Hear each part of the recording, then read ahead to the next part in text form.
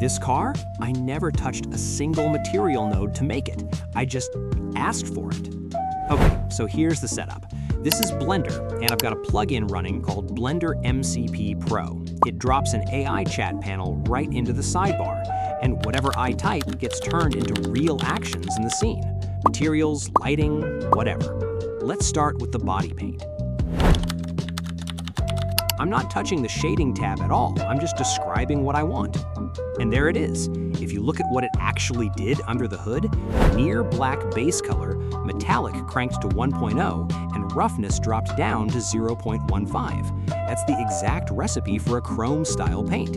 Full metallic plus low roughness is what gives you that sharp mirror-like reflection instead of a dull gray metal. Windows are next, and glass is usually one of the more annoying materials to get right by hand. Dark tint like real automotive glass, zero roughness for that perfectly clear surface, and an IOR, index of refraction, of 1.52, which is the real-world value for glass. One thing worth calling out, it actually recommended switching from EV to cycles for this, because EV can struggle with accurate refraction. Good example of the AI not just doing the task, but flagging a limitation. Now the car needs somewhere to sit. A plane dropped right at the car's base level, and a concrete material.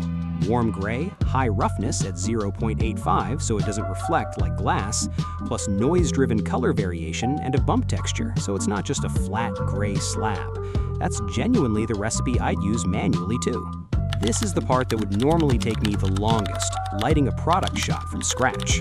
It scaled the floor up 3 times so there's actual room around the car, then built out a full studio lighting setup.